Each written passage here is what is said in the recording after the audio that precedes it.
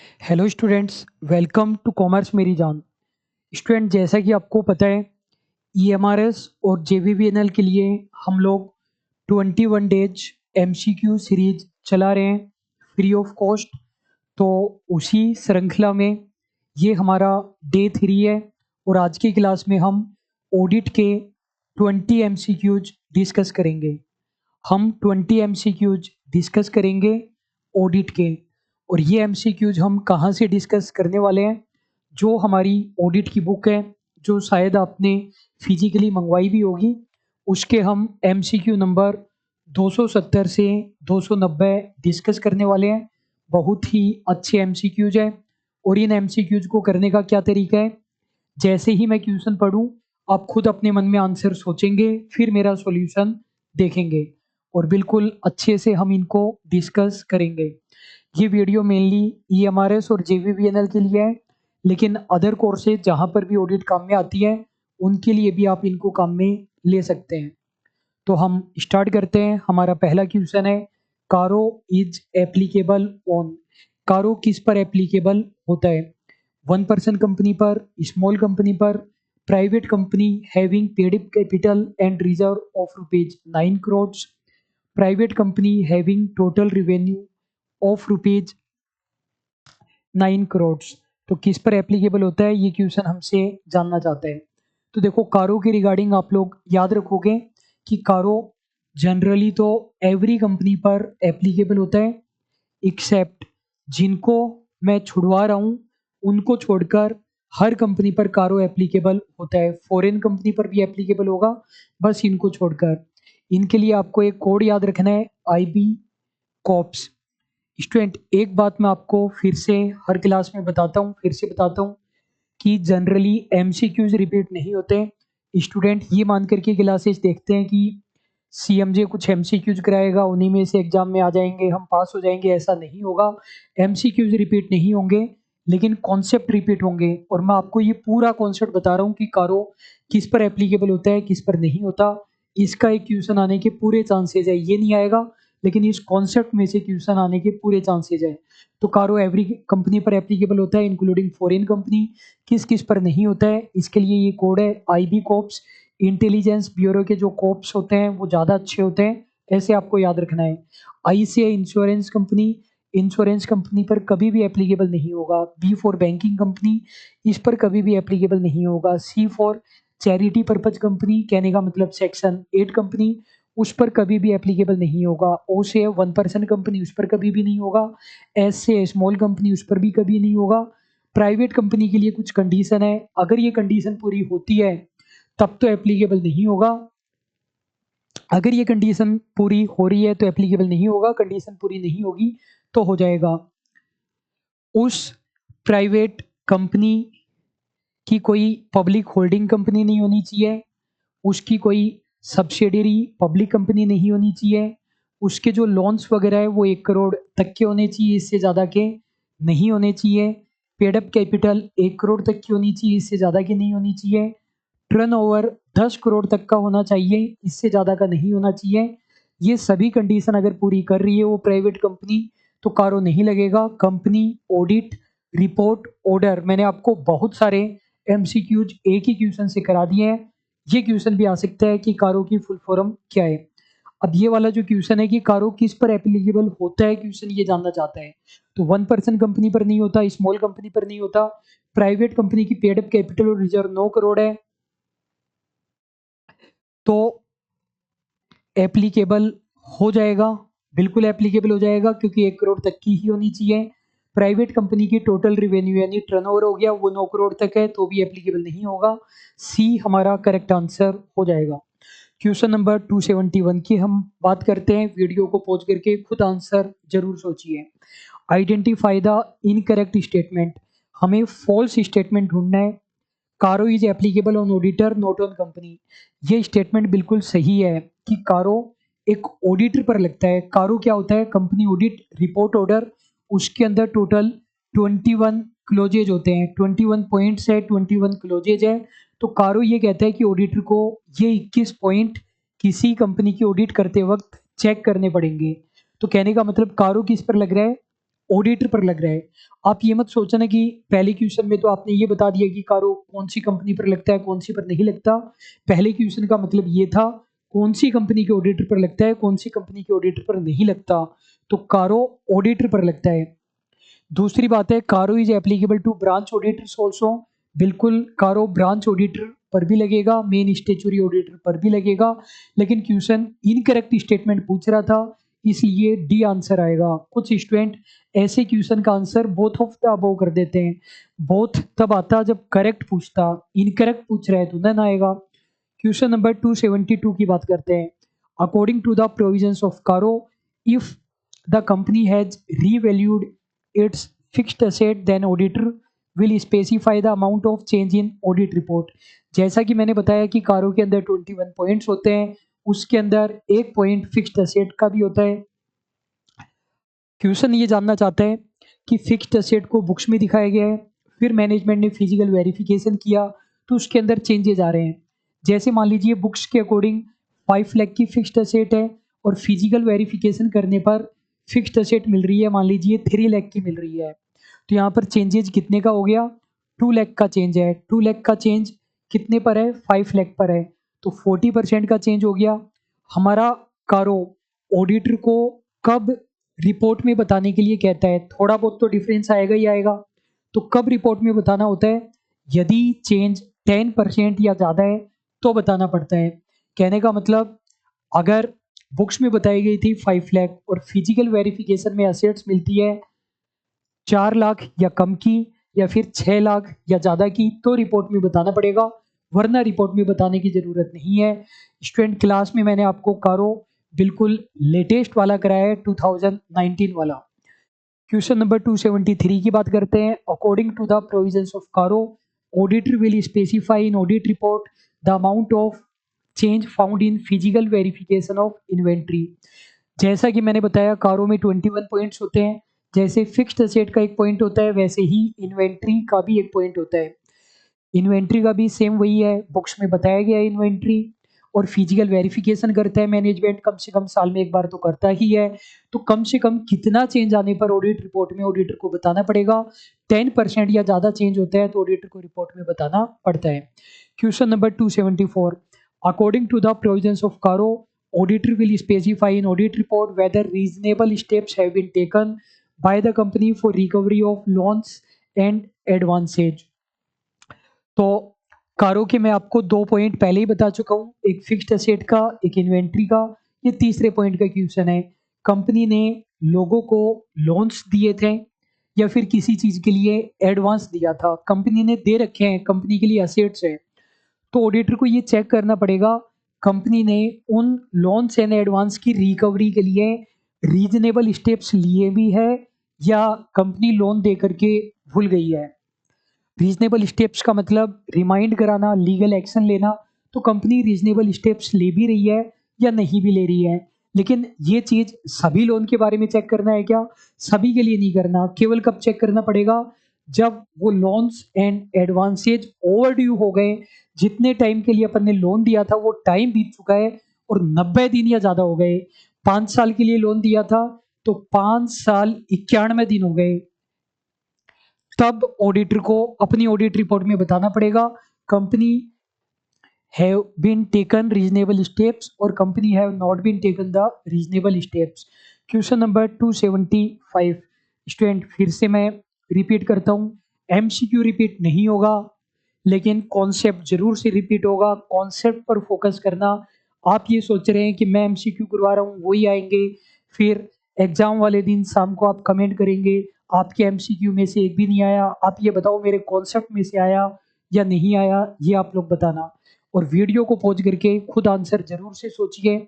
Audit book यदि आप मंगवाना चाहते हैं तो 300 साढ़े 300 रुपये में आपके घर पर फिजिकली ऑडिट बुक पहुंचेगी।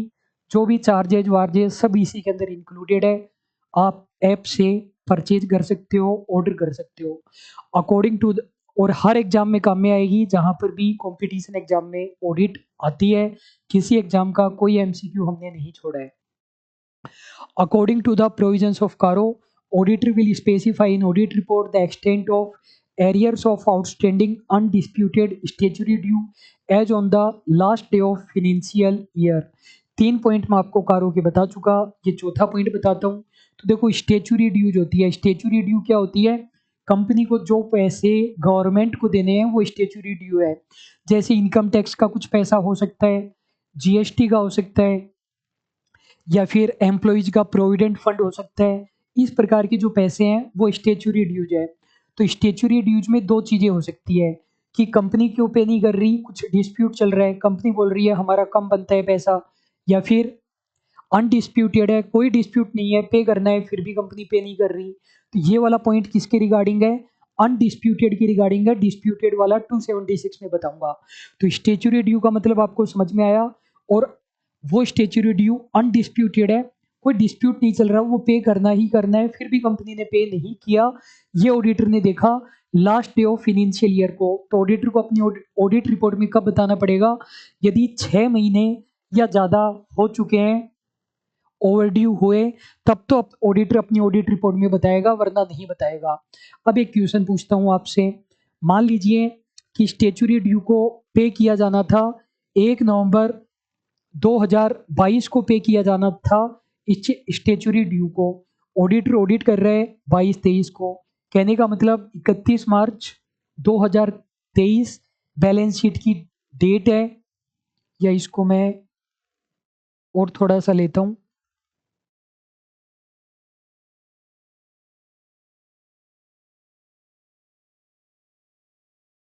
एक सेकेंड रुकिए। ठीक है।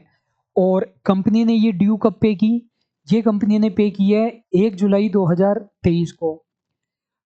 स्टैट्यूटरी ड्यू को पे कब करना था? 1 नवंबर 2022 को। ऑडिटर ने ऑडिट की 22-23 की, 31 मार्च 2023 फाइनेंशियल ईयर एंड हो रहा है, और कंपनी ने इन ड्यू को पे किया 1 जुलाई 2023 को। ऑडिटर अपनी ऑडिट रिपोर्ट में बताएगा या नहीं बताएगा, ये आपको बताना है। कम से कम 90% स्टूडेंट बोलेंगे कि ऑडिटर अपनी ऑडिट रिपोर्ट में बताएगा, लेकिन ऑडिटर को अपनी ऑडिट रिपोर्ट में नहीं बताना। ऑडिटर को बैलेंस शीट की तारीख को देखना है, कितने महीने हुए, नवंबर, दिसंबर, जनवरी, फरवरी, मार्च, केवल 5 महीने ही हुए हैं। जब 6 महीने या ज़्यादा हो जाए फाइनेंशियल ईयर के एंड होने की डेट को, तभी ऑडिटर को अपनी ऑडिट रिपोर्ट में बताना है। क्वेश्चन नंबर 276 की बात करते हैं। According to the provisions of CARO, auditor will specify in audit report the amount and form of disputed statutory due। Undisputed वाला तो अपन ने ऊपर देखा, उसके बारे में तब बताना है जब 6 महीने या ज़्यादा हो गए हों। लेकिन डिस्प्यूटेड है तो कब बताना है? डिस्प्यूटेड वाले में हमेशा बताना है, कोई टाइम लिमिट नहीं है। अगर 2 दिन भी ओवरड्यू चल रही है, 2 दिन भी ओवरड्यू चल रही हो, 1 दिन भी चल रही हो, ऑडिटर अपनी ऑडिट रिपोर्ट में बताएगा। क्या बताएगा? अमाउंट भी बताएगा और फोरम भी बताएगा। फोरम का मतलब है कोर्ट का नाम बताएगा कि डिस्प्यूट कहाँ चल रहा है। Question number 277। According to the provisions of CARO, auditor will check and specify in audit report. Auditor CARO के अंदर किस बारे में बताएगा? Whether short term funds have been utilised for long term purpose, whether long term funds have been utilised for short term purpose, both, none. Auditor को ये check करना है कि शॉर्ट टर्म फंड को लॉन्ग टर्म के लिए use में लिया है या नहीं लिया, या ऑडिटर को ये चेक करना है कि लॉन्ग टर्म वालों को शॉर्ट टर्म के लिए यूज में लिया है या नहीं लिया। ऑडिटर को दोनों चीजें चेक करनी पड़ेगी। शॉर्ट टर्म फंड को शॉर्ट टर्म के लिए यूज में लिया जाना चाहिए, लॉन्ग टर्म वालों को लॉन्ग टर्म के लिए। यदि कंपनी ने इसमें गड़बड़ी की है, शॉर्ट टर्म वालों को लॉन्ग टर्म के लिए यूज में ले लिया, बैंक ओवरड्राफ्ट का पैसे से कंपनी फिक्स्ड असेट खरीद रही है, या लॉन्ग टर्म वाले पैसों को कंपनी शॉर्ट टर्म के लिए काम में ले रही है, कंपनी ने लॉन्ग टर्म के लिए लोन लिया था, उससे एम्प्लॉयज की सैलरी पे कर रही है, दोनों ही चीजें ऑडिटर अपनी ऑडिट रिपोर्ट में बताएगा। Question number 278। Which of the following person shall be eligible to appoint as auditor as per Companies Act 2013। पहली बात तो ऑडिटर की एलिजिबिलिटी। इन एलिजिबिलिटी के लिए सेक्शन कौन सा होता है? सेक्शन 139, गलती से भी मत भूलना, very very very very sorry, section 141 eligibility और इन एलिजिबिलिटी, क्वालिफिकेशन एंड डिसक्वालिफिकेशन का सेक्शन 141 गलती से भी मत भूलना, सपने में भी मत भूलना। क्वेश्चन ये जानना चाहता है इनमें से कौन कौन लोग एलिजिबल है ऑडिटर बनने के लिए। कोई कंपनी जो कि रजिस्टर्ड है कंपनीज एक्ट 2013 में, नॉट एलिजिबल। कोई फॉरेन कंपनी किसी भी प्रकार की एलिजिबल नहीं है। कोई भी कॉरपोरेशन एलिजिबल नहीं है।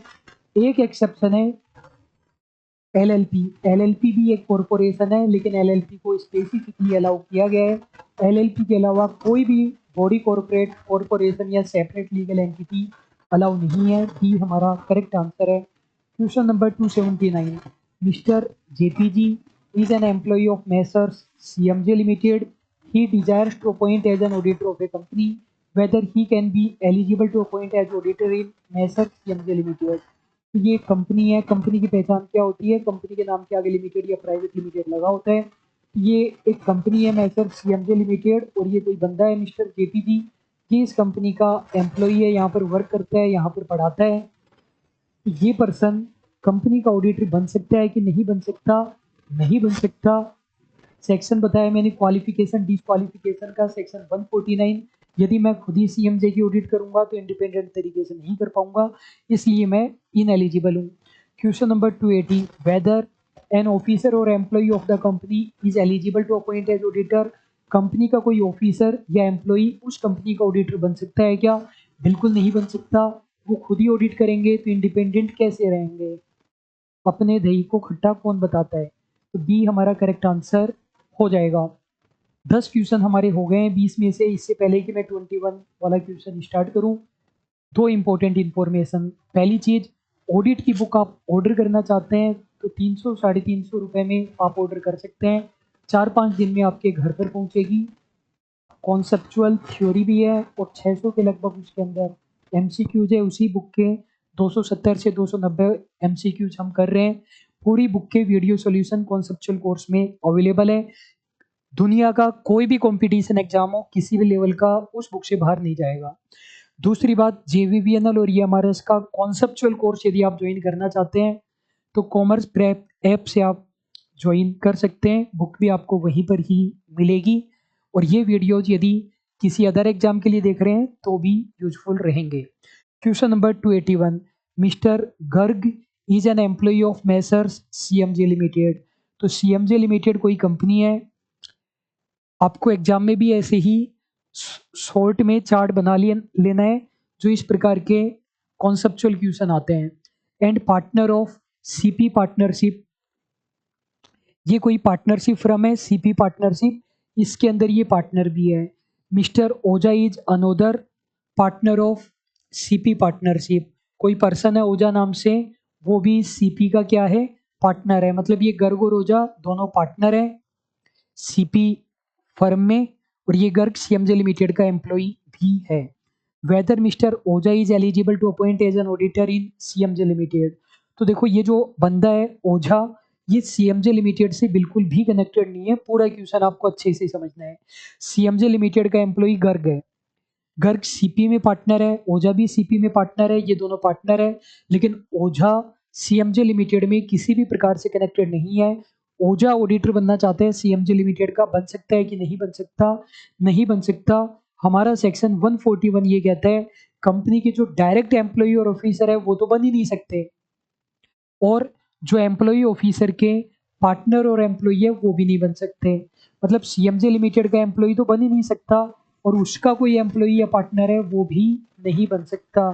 एक मछली सारे तालाब को गंदा कर देती है, तो न मैं बन सकता हूँ न ही मेरा कोई पार्टनर और एम्प्लॉय ऑडिटर बन सकता है। Question number 282, mister Garg is relative of mister Ojha. ये दो पर्सन है, ओझा और गर्ग, ये दोनों रिलेटिव है, ये दोनों बचपन से भाई है। Mister Garg is holding shares of ₹1 lakh in CMJ limited. ये कोई कंपनी है सीएमजे लिमिटेड, और किसके पास शेयर है? गर्ग के पास शेयर है। कितने रुपए के? 1 लाख रुपए के शेयर्स हैं। Whether mister Ojha is eligible to appoint as an auditor in CMJ limited. Ojha के पास कोई शेयर वेयर कुछ भी नहीं है, केवल गर्ग के पास है 1 लाख रुपए के। ओझा बनना चाहता है, ऑडिटर बन सकता है कि नहीं बन सकता? कम से कम 80% स्टूडेंट जवाब दे रहे हैं कि नहीं बन सकता, लेकिन यहाँ पर बन सकता है। 80% उनका जिनके पास कॉन्सेप्चुअल कोर्स नहीं है, जिनके पास कोर्स है उनको तो ये प्रोविजन रट चुका होगा, वो बन सकता है। रिलेटिव के लिए 1 लाख रुपए तक की छूट है। उस बंदे के पास खुद के पास नहीं होनी चाहिए, उसके एम्प्लॉय, उसके मतलब खुद के पास नहीं होने चाहिए, लेकिन रिलेटिव के लिए 1 लाख तक की छूट है, खुद के और पार्टनर के लिए कोई छूट नहीं है। Question number 283, Garg is partner of ओजा। ध्यान रखना आपको ये सारे क्वेश्चन है ना एक जैसे लगेंगे, लेकिन थोड़ी थोड़ी सिचुएशन को चेंज कर रखा है। ऊपर वाले क्वेश्चन में दोनों रिलेटिव थे, यहाँ पर दोनों पार्टनर है। Garg is holding 99,000 shares of rupees 99,000 in CMJ limited. CMJ limited कोई कंपनी है और गर्ग के पास कितने रुपए के शेयर है? केवल 99,000 रुपए के हैं, यहाँ पर 1 लाख रुपए के नहीं है। ओझा बनना चाहता है, देखो ओझा के पास तो कुछ है ही नहीं। ओझा तो की तो गलती केवल इतनी सी है कि ये गर्ग का पार्टनर है और गर्ग के पास 99,000 के शेयर है सीएमजे लिमिटेड के, और ओझा बनना चाहता है सीएमजे का ऑडिटर। बन सकता है कि नहीं बन सकता? अब भी कम से कम 60% बच्चे गलत जवाब दे रहे हैं, यहाँ पर नहीं बन सकता है। वो जो मैंने 1 लाख की छूट बताई वो केवल रिलेटिव के लिए है, खुद के लिए और पार्टनर के लिए कोई छूट नहीं है। Question number 284, Garg is relative of Ojha. अब ये फिर से रिलेटिव है, यहाँ पर गर्ग और ओझा। एग्जाम में ऐसे शॉर्ट में चार्ट बना लेना, वरना गेम ओवर हो जाएगा। दोनों किसी भी प्रकार से रिलेटिव है, रिलेटिव के डेफिनेशन में मत जाओ। Garg is holding 1 lakh shares in CP limited. कोई कंपनी है सीपी लिमिटेड, उसके शेयर है गर्ग के पास में 1 लाख रुपए के, which is subsidiary of CMJ limited. और ये जो सीपी लिमिटेड है ये सीएमजे लिमिटेड की क्या है? सब्सिडियरी है। ओझा के बारे में पूछा है, ओझा बनना चाहता है सीएमजे लिमिटेड का ऑडिटर। पहली बात तो ओझा के पास कुछ भी नहीं है, उसके रिलेटिव गर्ग के पास है, और गर्ग के पास भी सीएमजे लिमिटेड का नहीं है। वो सीएमजे लिमिटेड में बनना चाहता है ऑडिटर, सीएमजे का कुछ नहीं है, सीपी का है, तो भी नहीं बन सकता, तो भी नहीं बन सकता। आप चाहें तो एक बार मैं आपको प्रोविजन भी दिखा देता हूं। हमें देखना है सेक्शन 142। मैंने आप लोगों को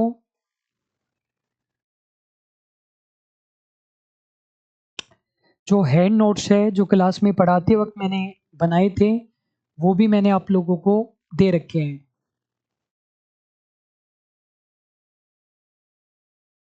एक सेकेंड रुकिए, मैं ढूंढ लेता हूँ सेक्शन 141 को। बिल्कुल ये रहा हमारा सेक्शन 141। तो देखो किस किस की सिक्योरिटी नहीं होनी चाहिए? उस कंपनी की, होल्डिंग की, एसोसिएट की, सब्सिडरी की, सिस्टर कंसर्न की। छाछ CHA SS, गारंटी सिक्योरिटी भी CHASS को नहीं दे सकते। और डेटर वाले में कंपनी, होल्डिंग, एसोसिएट, सब्सिडियरी और एसोसिएट की भी सब्सिडरी को अपन को ले लेना है। तो यहाँ पर सिक्योरिटी किसकी है? सब्सिडरी कंपनी की है। दोनों में डिस्क्वालीफाई हो जाएंगे, सीपी में भी और सीएमजे में भी। Question number 285, Garg is a partner of Ojha. यहाँ पर फिर से दोनों पार्टनर है, गर्ग और ओझा। ये याद रखना वो पार्टनर है क्या है। Garg is holding 50,000 shares in CP limited. CP limited कोई कंपनी है और गर्ग के पास में 50,000 रुपए के हैं, ये याद रखना 50,000 के हैं। Which is subsidiary of CMJ, और ये क्या है? सीएमजे की क्या है? सब्सिडियरी है। ओझा बनना चाहता है ऑडिटर सीएमजे में, नहीं बन सकता। पार्टनर के लिए कोई छूट वूट कुछ भी नहीं है, दोनों में डिस्क्वालीफाई हो जाएंगे। अगला है J is partner of P. 2 person है, मिस्टर जे और पी, दोनों के दोनों पार्टनर है। J is holding shares of rupees 10,000 in CP limited. किसके पास में है? जे के पास में है, सीपी लिमिटेड के, और 10,000 के शेयर है। Which is an associate of CMJ limited, और ये जो सीपी लिमिटेड है ये सीएमजे की क्या है? एसोसिएट है। पी एलिजिबल है या नहीं है सीएमजे में ऑडिट करने के लिए? बिल्कुल भी नहीं है। दोनों के अंदर डिस्क्वालीफाई हो जाएंगे, दोनों बंदे डिस्क्वालीफाई हो जाएंगे, और किसी प्रकार की कोई एग्जाम्शन नहीं है। एग्जाम्शन केवल और केवल रिलेटिव के केस में है। Mister JPG is holding shares of rupees 99,000 in CMJ limited. कोई बंदा है ये जेपीजी, एक ही बंदा है, और ये कंपनी है हमारी सीएमजे लिमिटेड। इसके 99,000 रुपए के शेयर है। शेयर नहीं है, बिल्कुल शेयर है। JPG is eligible to appoint as auditor in SF CMJ limited. CMJ limited का ऑडिटर बन सकता है क्या? नहीं बन सकता। 1 रुपए की सिक्योरिटी हो, चाहे शेयर हो, डिबेंचर हो, इक्विटी हो, प्रेफरेंस हो, नहीं बन सकता। 288 JPG is indebted of rupees 1,01,000। ये बंदा है जेपीजी, और ये सीएमजे लिमिटेड का क्या है? ऋणी है, डेटर है, उसने लोन ले रखा है सीएमजे लिमिटेड से 1,01,000 रुपए का। बताना है कि ये ऑडिटर बन सकता है कि नहीं बन सकता। कम से कम 80% बच्चे गलत जवाब देंगे। बन सकता है। डेटर के केस में लिमिट 5 लाख की है, सिक्योरिटी में 1 लाख, डेटर में 5 लाख। 5 लाख तक कोई दिक्कत नहीं है, 5 लाख से ज़्यादा नहीं होना चाहिए। अगला है 289, mister Ojha is indebted of rupees 6 lakh in CP Limited which is an associate of CMJ Limited। ये बंदा है ओझा, और ये किसका ऋणी है? सीपी का ऋणी है 6 लाख रुपए का। और जो सीपी है वो सीएमजे की क्या है? एसोसिएट है। तो यहाँ पर 6 लाख रुपए डिस्क्वालीफाई हो जाएगा। सभी कंपनियों में CHA company holding associate subsidiary sister concern. 290 हमारा लास्ट क्वेश्चन है। Garg has given guarantee of indebtedness of rupees 1,01,000 in messrs CMJ limited. ये बंदा है गर्ग, और कितने रुपए का ऋणी है? 1,01,000 रुपए का ऋणी है। कौन सी कंपनी में? सीएमजे में। बताना है ऑडिटर बन सकता है कि नहीं बन सकता? नहीं बन सकता। नहीं, बिल्कुल बन सकता है। एक सेकेंड रुकिए। अच्छा, यहाँ पर गारंटी है, ऋणी नहीं है, ये यहाँ पर गारंटी दे रखी है। गारंटी के केस में लिमिट होती है 1 लाख रुपए, सिक्योरिटी में भी 1 लाख रुपए, गारंटी में भी 1 लाख, ऋणी इनडेप्टनेस या डेटर वाले केस में 5 लाख। तो यहाँ पर ये डिस्क्वालीफाई हो जाएगा। बी हमारा करेक्ट आंसर है। कुछ इंपॉर्टेंट इंफॉर्मेशन जाना नहीं है, यहीं पे रहना है। एक तो मैं आपसे क्वेश्चन पूछ रहा हूँ जिसका आंसर आपको कमेंट बॉक्स में जरूर से देना है। आपको बताना है कि जीएम अटेंड करने के लिए ऑडिटर का राइट होता है या ड्यूटी होती है। पहले प्रोविजन कुछ और होता था, कंपनी एक्ट 2013 में अलग होता है। तो आपको ये बताना है जीएम अटेंड करने का ऑडिटर का राइट होता है या ड्यूटी होता है। ये मत बोलना कि दोनों होता है, मेन बताना है कि सेक्शन ड्यूटी के लिए कह रहा है या राइट, ड्यूटी के लिए कह रहा है या राइट के लिए कह रहा है। बहुत कोई भी नहीं बताएगा। और दूसरी बात, इसका सेक्शन भी बताना है कि जीएम अटेंड करने वाले का सेक्शन कौन सा होता है। ये तो आप बताएंगे, कमेंट बॉक्स में जरूर से बताएंगे। दूसरी बात, हम 21 दिनों तक ये एमसीक्यू सीरीज चला रहे हैं। अगली बार जब मेरी क्लास होगी तो मैं इनकम टैक्स के इंपॉर्टेंट एमसीक्यूज लेकर के आऊँगा आप लोगों के लिए। और क्लासेज कैसी लग रही है ये आप लोगों को बताना है। बुक चाहें तो ऑर्डर कर सकते हैं, और ये एमआरएस या जेवीबीएनएल का कोर्स ज्वाइन करना चाहते हैं वो भी कर सकते हैं। और अगर इन एमसीक्यूज की पीडीएफ चाहिए तो टेलीग्राम पर सर्च करना है कॉमर्स मेरी जान। व्हाट्सएप पर भी शेयर कर सकते हैं। व्हाट्सएप पर नया फीचर आया अपडेट में जाकर के कॉमर्स मेरी जान सर्च करेंगे, आपको मिल जाएगी पीडीएफ। तो स्टूडेंट, मैं उम्मीद करता हूँ मैंने आपको बहुत अच्छे से कराया है। अभी के लिए बस इतना ही। Thank you so much.